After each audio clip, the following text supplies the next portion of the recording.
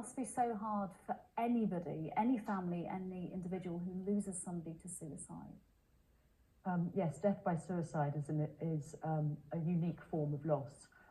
You get left with many feelings of guilt, questioning, and it can be quite torturous to consider all the what-ifs and how you potentially could have intervened differently. So it is a unique form of loss. Did you go through that process of blaming your mum? Some people do that, and we wouldn't do that if somebody died of cancer, for example. I didn't blame my mum at all. I was much more likely to blame myself, and I know that my father found it very difficult to cope with all the things that he thought, with the benefit of hindsight, he could have done differently, to have intervened, to have helped her.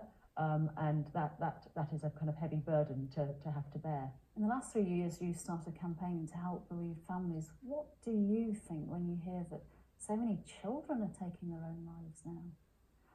It's absolutely tragic that people, that suicides have increased in this country, and that I know that the figures, particularly amongst young women, the under 25-year-old female rate, I think, is increased significantly. However, more than 3/4 of suicides that take place are still amongst men and middle-aged men, and it's so important that we talk about suicide.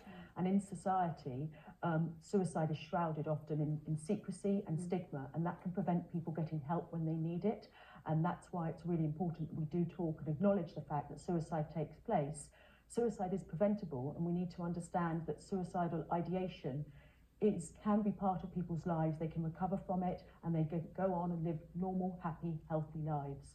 What do you want in terms of, we're in this political crisis at the moment? We've just spoken to the Royal College of GPs wanting more resources for alternative therapies for depression. What do you want specifically in terms of more help for bereaved families right now? Okay, well, when you've been bereaved by suicide, you immediately are at greater risk of suicide yourself.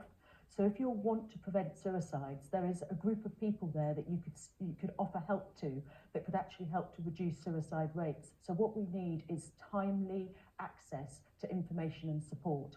So whether that's psychological and emotional support, whether it's practical information and advice, access to peers who've been bereaved by suicide, because we know that if you talk to people who's already been bereaved by suicide, because it's such a unique form of loss, that can really help.